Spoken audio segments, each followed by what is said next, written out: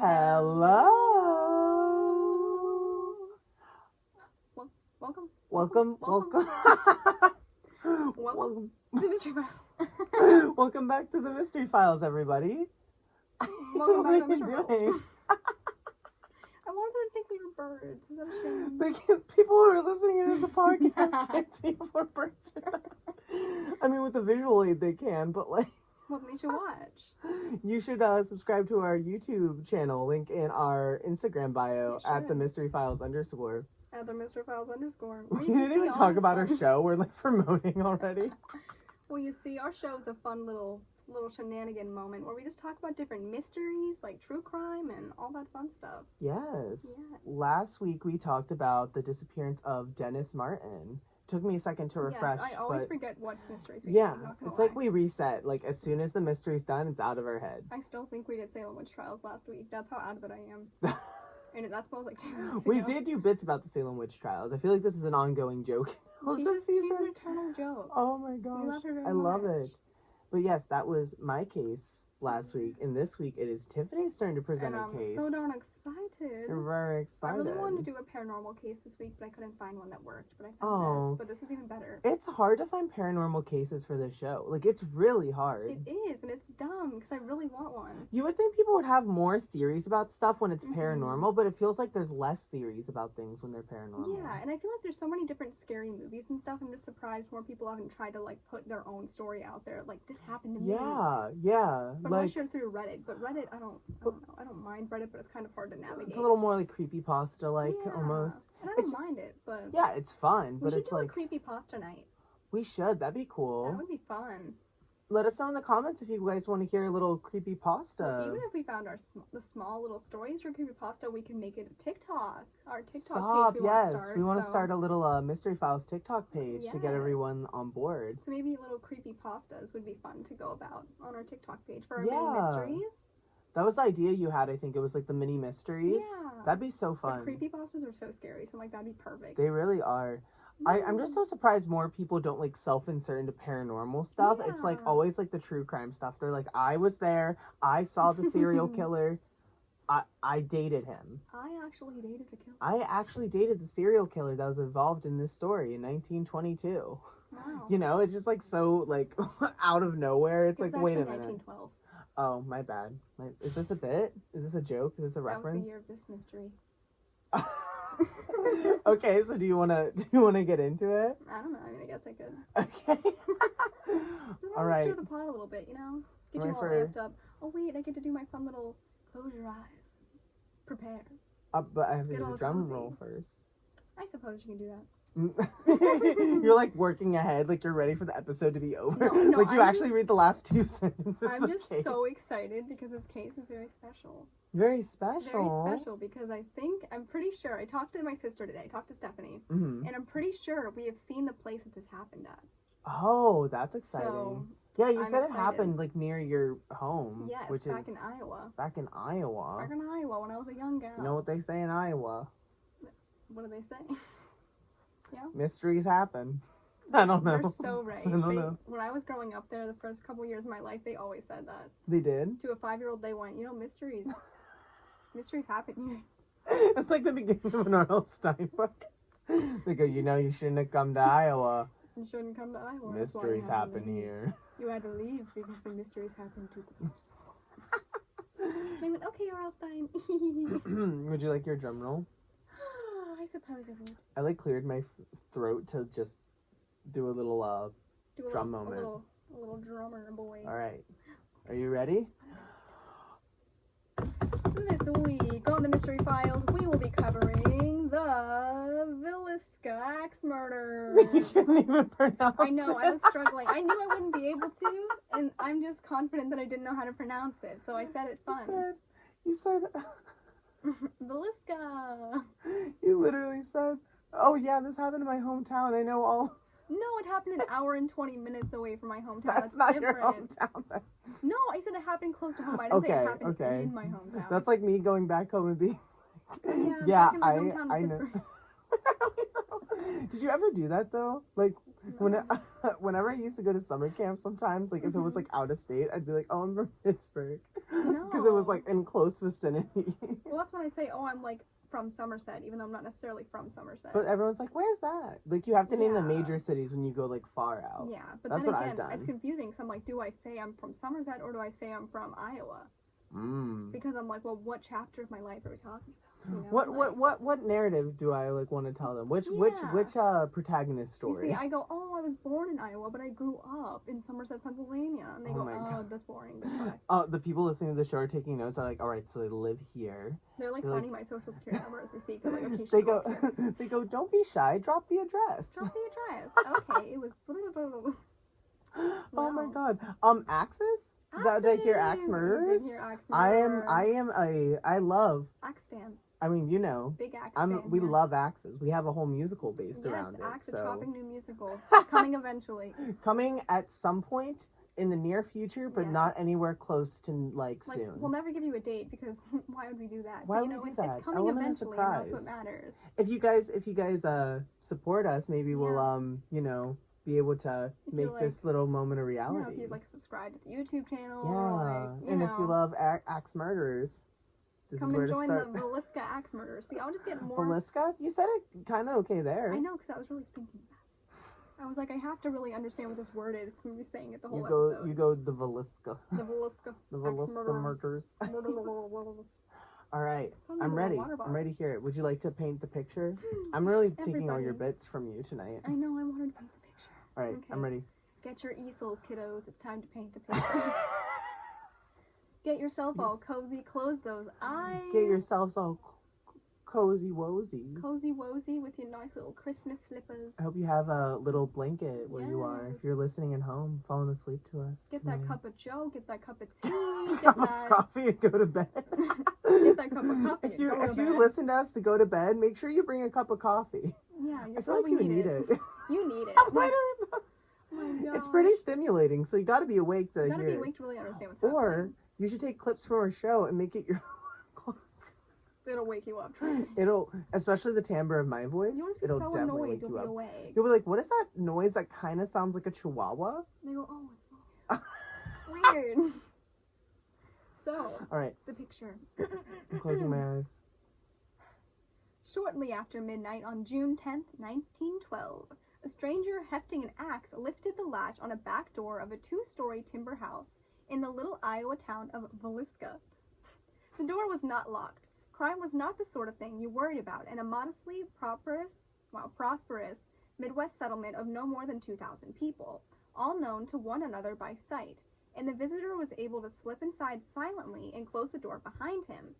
Then, according to a reconstruction attempted by the town coroner next day, he took an oil lamp from a dresser, removed the chimney and placed it out of the way under a chair, bent the wick in two to minimize the flame, lit the lamp, and turned it down so low it cast only the faintest glimmer in the sleeping house. That's complicated already off the bat. Yeah, so it's like, why did he go through all these different things to keep this in the house? I don't know. That's a lot of extra work. So he's like, I'm gonna sneak in this house and do all this fancy dancy stuff.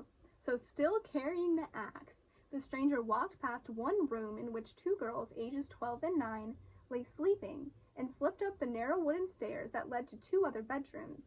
He ignored one, in which 4 more young children were sleeping, and crept into the room in which 43-year-old Joe Moore lay next to his wife Sarah. Raising the axe high above his head, so high it gouged the ceiling, the man brought the flat of the blade down on the back of Joe Moore's head, crushing his skull and probably killing him instantly. Then he struck Sarah a blow before she had time to wake to register his presence.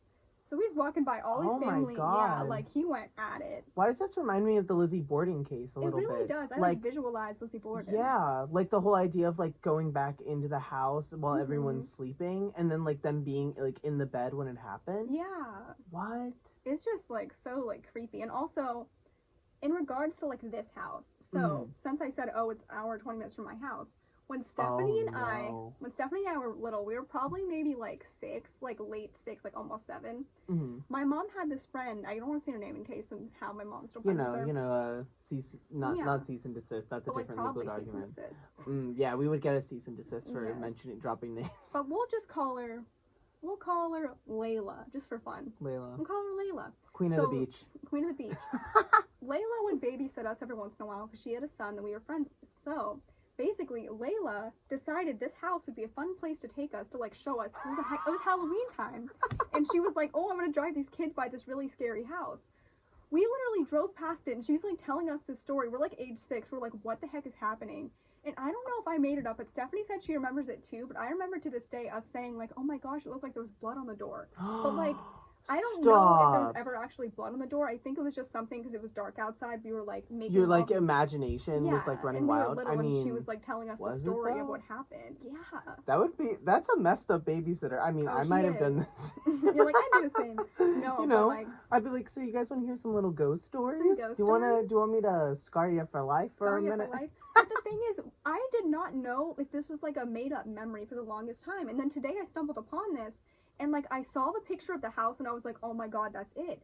And so I messaged Steph, and I was calling her and everything, and I was like, Stephanie, like, do you remember, like, this thing? Oh, my gosh, that's why you called your sister. Yeah. Oh, my gosh. Because I was like, this was a thing, right? And she's like, yeah, like, Layla took us there when she was babysitting us. And I was like, oh my God. But so you were, like, solidifying the truth of it. That's crazy. But she said she doesn't remember much about it, but she remembers going there.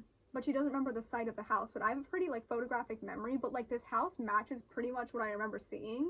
And it was at night. And I was like, oh, my gosh, this is the thing I've been thinking of since, like, when I was little.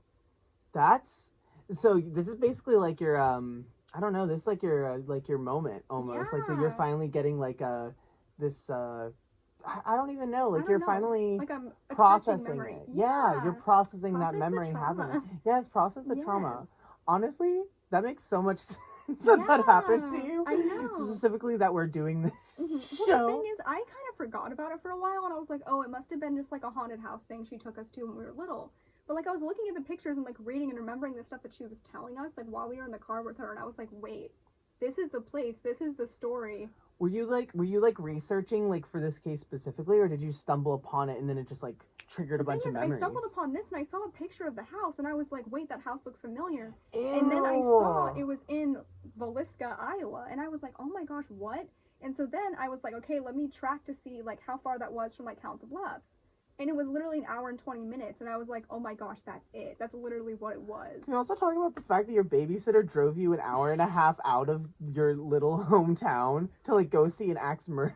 Well, then again, consider that we were close to Omaha, Nebraska as well, and, like, it was a pretty far drive, so we would go back and forth between Omaha and Iowa a lot. Yeah. But still, that's like messed up. Just imagine it's like 7 p.m. on a school night. She goes, let's go for a drive. I want to show you the axe murderer house. She was very weird. It was kind of weird. She was kind of weird. Your mom watching this, she's like, I love my mom. You're like, but I don't know, Layla. Mom did That's not your mom. That's not how she talks. I don't know why. Yes, my mom totally has that accent. Good job. I don't know. I don't know, Layla. She would never do something like that. Layla would never do such a thing. Also, her son drank warm milk for fun, and I'm like, I don't trust that. I don't know. That's a random thing, but, like, people have to know we drank warm milk because that isn't right. Just saying. Tiffany is anti-warm milk, everybody. I'm anti-milk. I'm anti-warm milk. Come at me. That's disgusting. Do you want to throw up? I don't think so. So we make our target audience slimmer and slimmer by the episode. They go, first off they said this, then they said this. They came at Layla. And then they wanted me to join a call. I don't understand. What they want from me. What if there's like a support group against our Honestly, that would kind of make sense. Just kidding. Our little fans love us, right? Yeah. Yes, please do. If you guys start amping it up, we can make some merch. That's what I'm saying. That is true. We have ideas for merch. We want to make merch, and we want you to support the merch. So. We're gonna make merch for ourselves, but like, and we're gonna wear it around. And you guys are gonna be like, "Wow, that's really cute." See, I've already physically made merch. Just saying. My sweater. Exactly. It's really cute too. Thank you. It's very cute. Alrighty, back to the case. Back to axe murders. Leaving the couple dead or dying. That's how the next sentence starts. Okay, respect for the dead, but also it's a very crazy thing to start off, I'm just saying. Mm. So leaving the couple dead or dying, the killer went next door and used the axe, Joe's own, probably taken from where it had been left in the coal shed, to kill the 4 more children as they slept. Once again, there is no evidence that Herman 11, Catherine 10, Boyd 7, or Paul 5 woke before they died, so they might not have even known that, like, something was happening in the house in the first place. Oh my god. They could have easily just, like, slept through and not have waken up, and they were all killed.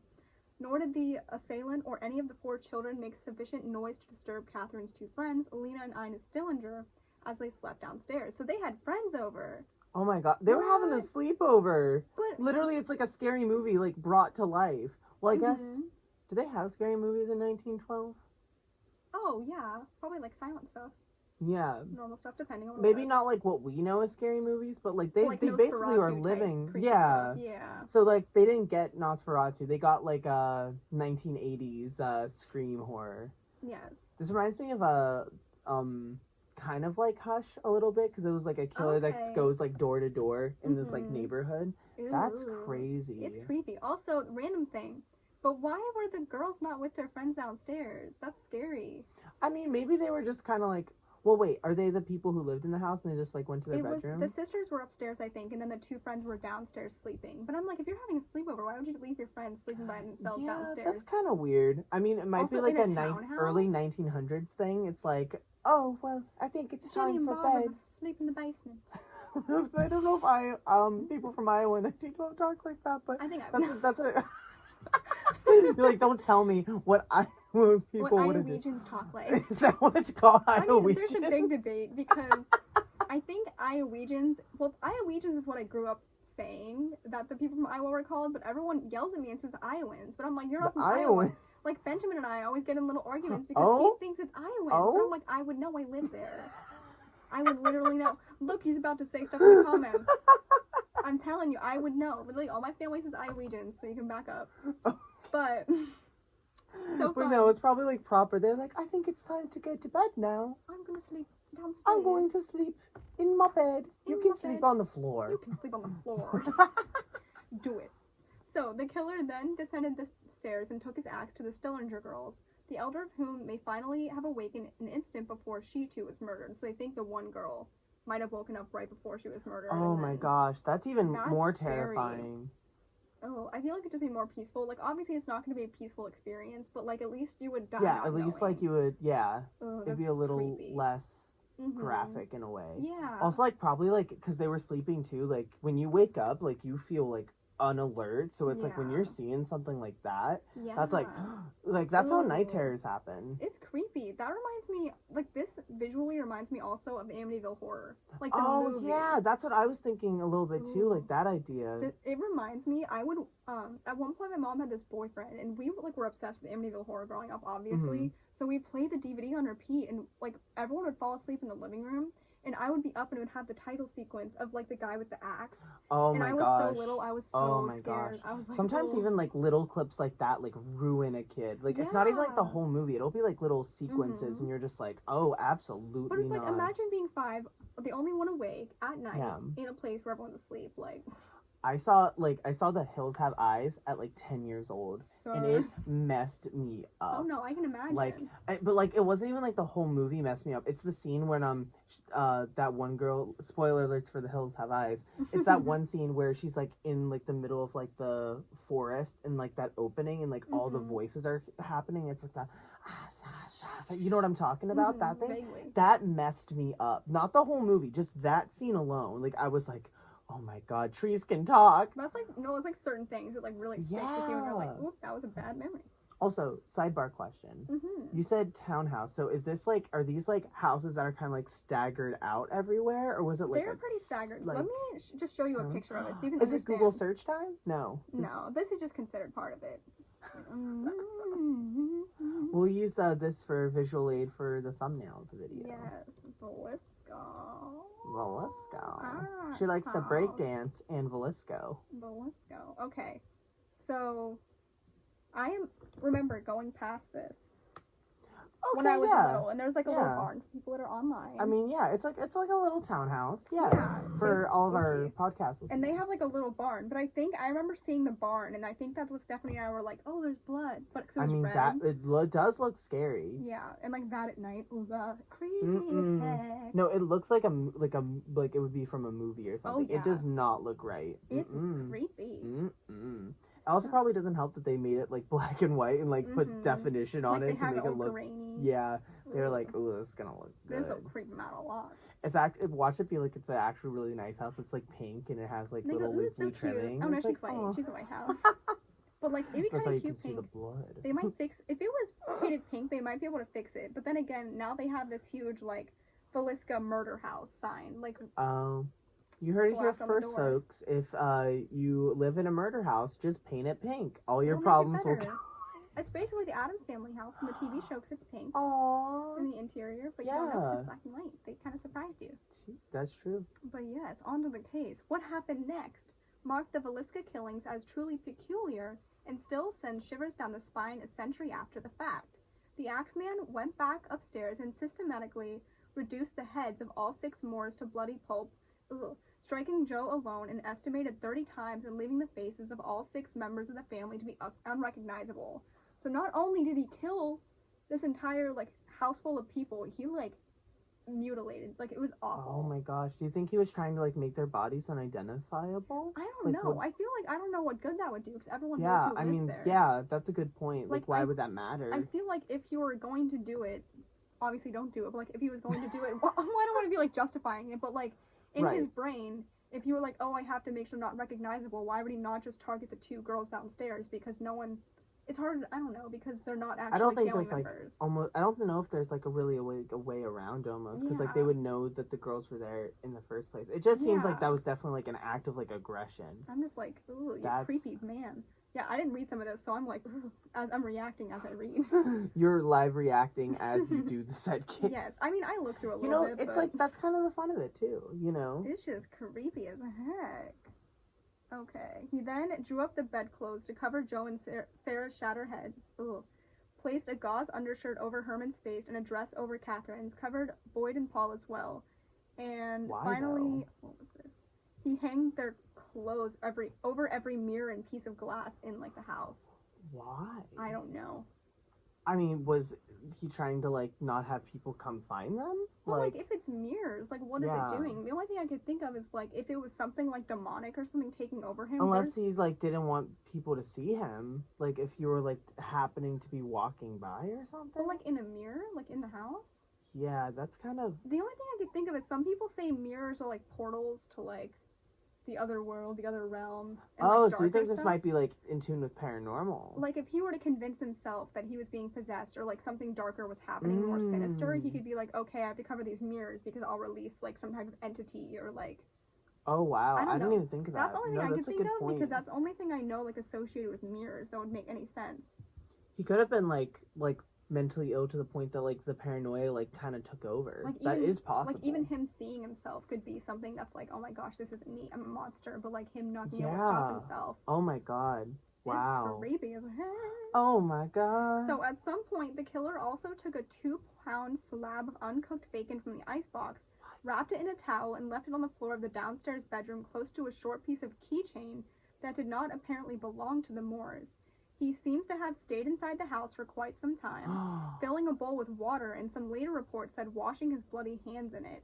Sometime before 5 a.m., he abandoned the lamp at the top of the stairs and left as silently as he had come, locking the doors behind him. Taking the house keys, the murderer vanished as the Sunday sun rose red in the sky. Oh my gosh. Was he hungry for 2 pounds of bacon from the freezer? I don't know. It didn't. Did it That's say so that he ate random. it? No, it doesn't say he ate it, but he definitely took it out, maybe to like defrost it, maybe. It's weird because he said he wrapped it in a towel, put it on the floor, and then put it close to a short piece of a keychain. It almost seems Oh like my he was feeding gosh. something. I That's don't like like what that. I imagine. Like he's trying to like feed some type of entity. Oh my god, it's like the Babadook. Oh. Oh, spoiler for the Babadook. I'm so sorry. I'm spoiling like every scary. You say don't watch anything. It doesn't matter.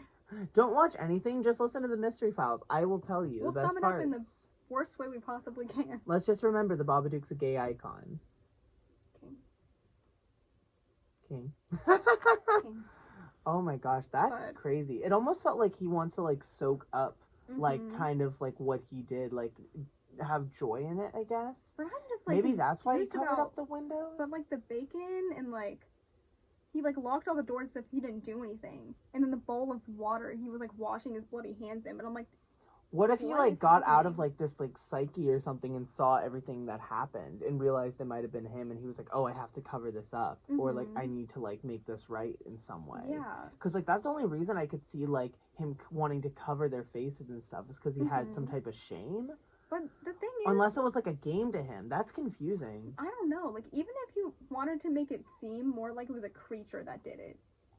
Yeah. Just because if he were to like lean into like, oh, it wasn't a human being that did it, he could have like ripped up the bacon and like tore apart the kitchen or Oh, something. so you think it was like he was like an animal from the forest came in Maybe. and I mean, attacked something them. that wouldn't make sense. Like I don't know why he would have covered mirrors and all that stuff. But the only thing is, if he would have mutilated their faces and everything, that could easily look like they were mauled or something by something. But that's confusing with the mirrors and windows thing too. I just don't understand what the mirrors were doing. But This guy did not have like any No, he really sense did of not. direction. he just went off, you creepy man.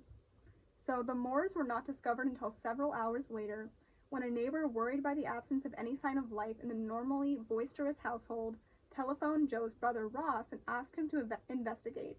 Ross found a key on the chain that opened the front door, but barely entered the house before he came rushing out again, calling for Villisca's marshal, Hank Horton, that sat in a train, a sequence of events that destroyed little hope there may have been left of gathering usual evidence from the crime scene. Horton bought also Doctors J. Clark Cooper and Edgar Hugh and Wesley Ewing, the minister of the Moors Presbyterian congregation. So they're getting like all these people in the town to like come in. And I'm like, oh, I can't imagine walking in on a site like that. Imagine being the guy that was asked to walk into the murder house. Yeah, and like it's your brother. Oh my god. And like his family. Absolutely not. Oh, and and I wouldn't go alone either. I would not walk no. into a murder house by myself, But the even thing if is, like it was fine. He wouldn't even know though, because it's like, oh, they're Yeah. just like quiet. Maybe they're just not home. But Like even at that point, I'd be like, I need someone to come with me. I mean, maybe they Yeah. didn't know any better because it was 1912. yeah, Because that was a lot. Like, I mean, a lot of stuff already like happened crime wise, but like that's Yeah. before like the United States became like and like, really high. in serial crime. killers, I don't think were super popular. Well, No. popular, but like they didn't gain like. No, they didn't gain a lot of traction. Like there wasn't a lot of them until like the 70s anyway. Yeah. So it's like, I mean, that's one thing we've learned from this show is that like there's a lot of crime that happened from like 70s Yeah. to early 90s. Just because there were like the main serial killers that started it, but then like people kept following in footsteps of people that set really, really bad examples Yeah. of what it could be, and that's just disgusting. Yeah, that's crazy. So they have all these different people, and they were followed by the county coroner, LA linguist, and a third doctor, F.S. Williams, who became the first to examine the bodies and estimate a time of death. When a shaken Dr. Williams emerged, he cautioned members of the group gathering outside to, quote, "Don't go in there, boys, you'll regret it until the last day of your life." Many ignored the advice, as many as 100 curious neighbors and townspeople ramped as they pleased through the house, scattering fingerprints, and in one case, even removing fragments of Joe Moore's skull as a macabre keepsake. What the heck? They literally messed up all the fingerprints, and someone took a piece of the guy's skull. See, that's like, it's not the same, but it's very similar to like the Dennis Martin thing. Like they had too many people like at the scene, so like there was no like way to trace it over. Yeah. Also, can we talk about the fact that who was it, the preacher or something? He said that little quote. The doctor, Dr. doctor. William Emerge. Don't go in there. What is with like people saying like very cryptic storytelling type of like things like don't go in there. Don't go in there. No one goes, oh yeah, let's definitely go check out literally an entire group of people that got mutilated. Like, why would you want to see that? Yeah, it's like almost, yeah. It's like, why are people attracted to gruesome things? Because it even comes down to like when we were talking about the Salem witch trials, like people would go and watch people get like hung. Yeah, it was like you got like tickets to like go see it. It was an event. And I'm like, why is there this interest in like seeing it? And I know right now there's like an interest in like serial killers and stuff like that, but it's more of an interest it's more of of how like their mind got there. It's more of an interest of research. Like that's like the point of like all this stuff is like understanding history more so than being like, oh wow, like I like that. But like how could you go in good conscience, like to like a neighbor's house that you know just passed away and just like flood in and be like, oh, look at this. I think let's it's mess weird to with think of fingerprints." too, because it's like 100 years ago. So like Mhm. manners are probably so different than they are now, Yeah. and especially like socially, like they're Mhm. completely in a different tune than we are now. Yeah, and I guess they also probably perceived death differently because so many people died at that time just to like Oh, little yeah, things they that they did. just normalized death as a thing, Yeah. and they were like, oh, it's no big deal. But then I feel like when they stumbled upon But like that's this just like gruesome thing, disrespectful. Why would you Yeah. want to go into a murder house anyway? Like maybe like now like seeing that house as like a museum piece or Yeah, something, or like, like that's part of history. completely But like different. while it's still an active scene, goodbye. But also like Goodbye. the police and everything that were like watching this house, like why did they allow this to happen? Why did they allow these people to come in here and mess up the crime scene? It was probably hard to like keep all of them out. Like if all of these people are going in at the same time, there's no way you're gonna stop them. Oh, That's crazy. It's ridiculous. So the murders convulsed Villisca, particularly after a clumsy and futile attempt to search the surrounding countryside, for a transient killer failed to unearth a likely suspect. The simple truth was that there was no sign of the murderer's whereabouts. He might have vanished back into his own home nearby, equally given a head start of up to 5 hours in a town of which nearly 30 trains called every day. He might easily have made good his escape. Bloodhounds were tried without success. After that, there was little for the townspeople to do but gossip, swap theories, and strengthen their locks. By sundown, there was not a dog to be about in Villisca at any price.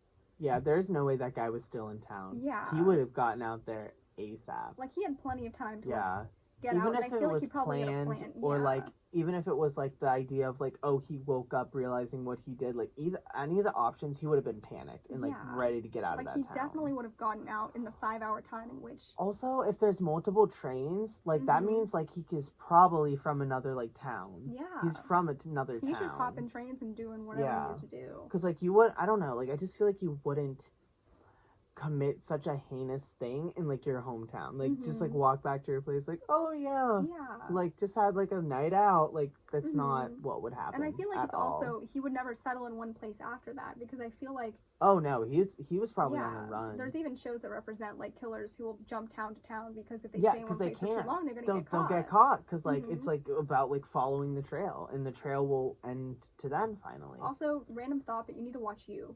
Just saying, not to say I've anything watched else. You. Like all of it? No, I watched the first season. Well, watch the second season. I think it's better, but yes, watch it. All right. I'm not gonna say anything else because no spoilers, but it's really good. The Mystery Files is now sponsored by the Netflix original You. Season 3 coming out eventually. It actually is. And you I messed up. You should subscribe to the Mystery Files on YouTube. On YouTube and Instagram. Link in our Instagram bio. Mystery Files _ They're like, all right. We don't have ads on these videos, so these are our sponsored content. Yes, we are our own ads, okay? That's all we need. So, on to suspects. Wait, are we into theory time? Is this like... it's kind of a little blend. Okay, like a little medley. Okay, I'm ready. Imagine a salad. I have some ideas already, so I'm like cooking. Interesting. Yes, I'm ready. So, the most obvious suspect may have been Frank Jones, a tough local businessman and state senator, who was also a prominent member of Villisca's Methodist Church. Edgar Epperly, the leading authority on the murders, reports that the town quickly split along religious lines, the Methodists insisting on Jones' innocence and the Moores Presbyterian congregation convinced of his guilt. Though never formally charged with any involvement in the murders, Jones became the suspect and the subject of a grand jury investigation and a prolonged campaign to prove his guilt, which destroyed his political career. Many townspeople were certain he used his considerable influence to have the case against him quashed. So there's this one guy. Okay. They're thinking. All right. And then there were at least 2 compelling reasons to believe that Jones had nursed a hatred of Joe Moore. First, the dead man had worked for him for 7 years, becoming the star salesman of Jones's farm equipment business. Wow, this sounds awful. But Moore had left in 1907, dismayed, perhaps by his boss's insistence, on hours of 7 a.m. to 11 p.m., 6 days a week, and set himself up as a head-to-head rival, taking the valuable John Deere account with him. Worse, he was also believed to have slept with Jones's vivacious daughter-in-law. What? Oh my god, the drama! I did not expect that. Not Ew, the John okay. Deere Corporation. Not the John We're Deere gonna get in trouble for Corporation. slander against John Deere. That's where we're getting the cease and desist. Not from Layla, Queen of the Beach, from Mr. John Deere himself. Queen of the Beach. Stop Teen Beach movie. Okay. That's what I said earlier. Oh my gosh. Okay. Did it just click? Did my bit finally? It did not hit me. Yeah. I'm not gonna lie. Might have been like how I said it. Oh my gosh. It was a good joke. I hope you guys enjoyed. That's my stand-up for the day. That's my best joke. That's it? We'll mark it down. Mark it in the books. The book we don't even have, but it's okay. Alrighty. The book is our minds. The book is the internet. The book is our brain. Thank you. Thank you. Anyway, that was a lot of drama. That felt like a Riverdale bit. That did feel very Riverdale. That felt very like start to finish Riverdale. Like a whole. I feel like I just watched a whole season. Yes, like I feel like I'm good. I didn't like reading that line. It just came out of nowhere, and then I was like, "Ew, the blasphemy." So he did all that dirty stuff, and then a local beauty whose numerous affairs were well known in town thanks to her astonishingly indiscreet habit of arranging I don't know how to say this word. Trysts. Got it. Over the telephone at a time when all calls in Villisca had to be placed through an operator. By 1912, relations between Jones and Moore had grown so cold that they began to cross the street to avoid each other. So they had this hatred built. So like, I don't know, they were getting together and then I've done that now. And you're like, that's still really doing sad. it. Yeah, that's really sad. I feel for for Jonesy Boy and Miss daughter-in-law. Yeah, sometimes you gotta cross the street. You gotta go on the other side of the street sometimes. Sometimes you see the love of your life and they decide not to love you back. They just decide not to. I'm just kidding. Unless you me. I stare right at the camera. Love you, Benjamin. Shout out. This is a singles hour on the Mystery Files. So get out. It's starring just Logan. You called yourself out. That's not my fault. You said, "Welcome to Singles Hour. It's all me, folks." I feel for the guy. That's all I gotta say. Oh, Logan the Master. You're looking for a man.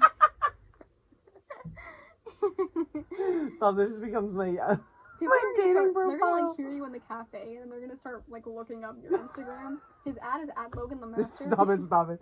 I mean, if you want to plug it, plug my TikTok of all things. Yeah, with the Starring Night. No, Logan the Starboy. Same God. That's his email address. Any more suspects to hear? Oh, let's see. I'm past my love for what's his name, Jonesy Boy. Jonesy Boy. Jonesy, that's a great name. It's actually just Jones, but I keep calling him Jonesy. I like Jonesy. You need to get a new last name. Jones, if you're listening from Purgatory, Heaven, or Hecky Wecky. Thank you. You're welcome. Hecky Didn't Wecky. want to do some blasphemy for you, I guess. I said enough blasphemy on this episode. That's enough blasphemy for one day. Yes. Ew. If you're listening, your name's Jonesy now. Sorry. Also, I feel for you. Let's hang out sometime. Let's hang out. Let's talk about it. I just winked everybody. Wank, wank. Wank, wank. Few people in Villisca believed the man of Jones's age and eminence. He was 57 in 1912 and would have swung the axe himself, but in some minds he was certainly capable of paying someone else to wipe out Moore and his family. A hitman. A hitman. So that was the theory of James Wilkerson, an agent of the renowned Burns Detective Agency, who in 1916 announced that Jones had hired a killer by the name of William Mansfield. Wow, I think I know people by the last name of Mansfield. What if they're descendants of him? To murder a man who had humiliated him. Wilkerson, who made enough of a nuisance of himself to derail Jones's attempts to secure re-election to the state senate, and who eventually succeeded in having a grand jury convened to consider the evidence he had gathered, was able to show that Mansfield had the right sort of background for the job. In 1914, he was the chief suspect of the axe murders of his wife, her parents, and his own child in Blue Island, Illinois. Oh, wow. So, it's very possible that this guy could have done it. Yeah. I mean, that might explain the whole, with the hitman thing, that might explain why it was so specific that he was asked to cover the windows and the mirrors and cover them up. Yeah. That might explain, I don't know how that explains the bacon thing, but, like, if he was given, if he was given specific instructions of for some reason, it would make sense. I don't know. Unless he was supposed to do something with the bacon and ran out of time and was like, I gotta get out of town and get my cash. My cash. The bacon just really doesn't make sense to me. I mean, I guess if you were to look for, like, the mirrors in the windows, it could possibly be like, oh, you don't want to get his fingerprints on anything. Still weird. Still doesn't really make any sense. still, yeah. I just A don't lot know. of this is one of those cases that has just a lot of weird variables in it. It's like, Yeah. oh, okay. I'm like, it could have been a hitman, but like, why would he go through the trouble? Like, if it was a hitman, I feel like he would just do the job, get it done. Why would he go out of his way to like mutilate people? Like, that seems like something who was like personally. I mean, affected unless it by was like asked by the person. Yeah, that's But just like weird still, like even then, like I don't even know, like I don't know anything about hitmen, but I feel like that's not like something you would ask of them to do. I don't know. That's weird. It just seems very just weird. Because from what it seems like hitman is like get the job done, get out. Yeah. It's not really like supposed to be like that like type of scene. And then again, there's a difference between like brutally like murdering someone and like mutilating them. Yeah. You know what I mean? Yeah. Like, it's just very like weird that he like. It's very different. It's just weird. I don't know. But unfortunately for Wilkerson, Mansfield turned out to have a cast iron alibi for the Villisca killing, so like he couldn't even be the person, which is great. It's like, well, we're back to square one. So payroll records showed that he had been working several hundred miles away in Illinois at the time of the murders, and he was released for lack of evidence. This did not stop many locals, including Ross Moore and Joe Stillinger, father of the two Stillinger girls, from believing in Jones's guilt. The rancor caused by Wilkerson lingered on in the town for years. For others, though, there was a far stronger and far stranger candidate for the Axeman. His name was Lynn George Jacqueline Kelly, and he was an English immigrant, a preacher with recorded mental problems. He had been in the town on the night of the murders and freely admitted that he had left on a dawn train just before the bodies were discovered. So that's kind of sketchy. Oh? Oh? Even if he was like, well, I don't know how many trains would have been there at the exact same time, but even if he wasn't the one to do it, maybe he saw the person that did it. If they happen to be on the same train. Well, as far as I know about like trains and stuff, like in areas like that, they would have been actively running late at night and like into the morning. So it's very possible that they were on the same train. Well, that he would have jumped on a random train that gone by, or like that's true. I don't know. Wow. Just before the bodies were discovered. There were things about Kelly that made him seem an implausible suspect, not least that he stood only 5'2" and weighed 119 pounds. I don't think that really matters because you can still, you're holding an axe. Like, you're gonna win. Yeah, I mean, like, even if it's like a shorter or like shorter person, like the momentum of the axe can still be made because it's a top heavy item. Like, you know, to bring it back to like maybe like a color guard perspective. Like, I don't know, I did color guard, maybe I know. But like sometimes the weight in those aren't even, but like that's the point. It's like how you shift that weight. So if they were able to get enough momentum into it, like I could see that's a possibility. Like I don't think you got to be like 6'5". No. Paul Bunyan man to be able to commit something like that. Like if you're killing people, you're killing people. Like if you got enough rage, you're just like it may be harder, but like it's not impossible. And like if he was going through like a fit or something, he could easily like use all of that to like fight or flight and just like be a wild person. So they say, oh, he was this height and weight, but in other ways he did fit the bill. He was left-handed, and the coroner linguist had determined from an examination of blood spatters in the murder house that the killer probably swung his axe that way. And he was caught peering into windows in the Villisca's house 2 days before the murders. Stop. So like it's like he was like seeking out. Yeah, so he was pre-planning. Oh my gosh. That's just creepy. Oh my gosh. Let's see. Ooh, there's a little, okay. But let's get 2 days before the murders in 1914, living in Winter, South Dakota, he would advertise for a girl stenographer to do confidential work, and that ad placed in the Omaha World Herald would also specify that a successful candidate would be willing to pose as a model. When a young woman named Jessamine Hodgson responded, she received in return a letter described by a judge so obscene, lewd, and lascivious that it was offensive to honorable court and improper to be spread among the record herself. So I'm assuming it had like some pretty dark stuff in it. That was like really offensive. Also, a stenographer and a model calling. Why would you trust a call?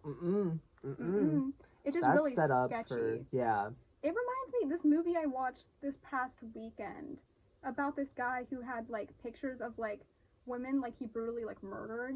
Oh my god. I can't remember what it was called. What the heck was it called? I'll have to find it eventually. But he ended up being like this big murderer, and he had like these random photos of women being murdered. Oh my god. And I'm like, that's what this reminds me of. Like, he had these different things, and women were like, oh, why do you have those? I It's mean, just like, that's creepy. something to be worried about. Mm-hmm. That Like, if he's got the he's fact probably that planning the it. court had to like redact what it said. Ooh, ooh. Also, random thing, but it was in the Omaha World Herald, and I lived in Omaha, Nebraska before, so I don't know, crazy stuff, I guess. Wow, it's basically like you lived it. I lived it. You know, I'm actually one of the girls. No. Reincarnated. No. Absolutely Reincarnate. not. No. Reincarnate. It's Stop. the Halloween special again. No. Alrighty.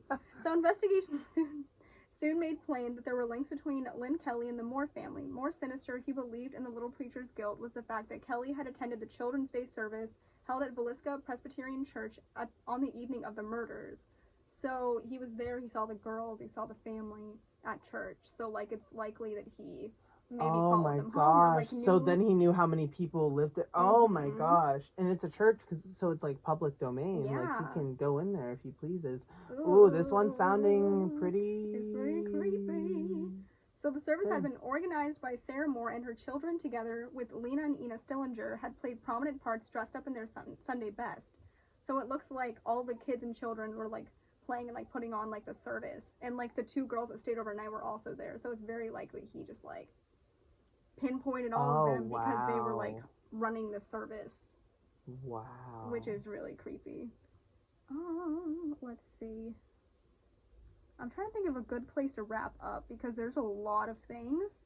And I don't know if you'd be interested in doing a two-part case or what your thoughts on. A two-parter? I don't know, because it's very, like, I have a significant amount left. How much more you got to share? Probably like 4 pages. Long page. Or... We might want to do a wrap-up, maybe. A wrap-up? Let's see.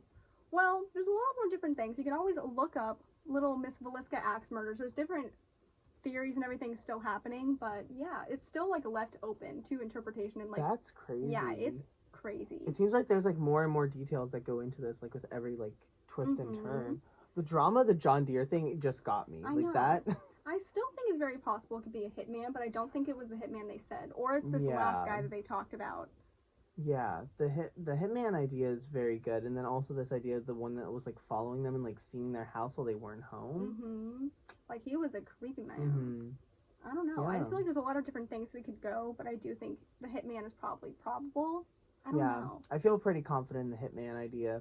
I feel pretty confident. I just wish I had more answers on the bacon and the 'cause, windows. like, even though it's, like, a specific thing, like, I feel like it could be that, I guess. I don't know. I'm gonna say it was something demonic that took over. Or, like, he believed something demonic was taking over just because he was very out of it and, like...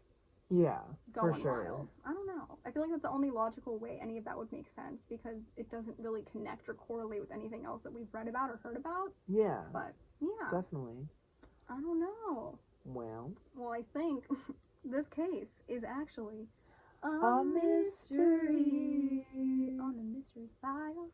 That was beautiful. Thank you. Thank you. All right. Thank you guys for tuning in with us. We will see you next week, I think. Yeah, because this episode's going to be over Thanksgiving. Yes, this is so our it'll Thanksgiving premiere. episode. Yes. Yes. All right. So we will see you guys then. See you guys then. Thank all you right. for all the fun We will be back times. for my case. All right. Goodbye. Goodbye. Happy holidays.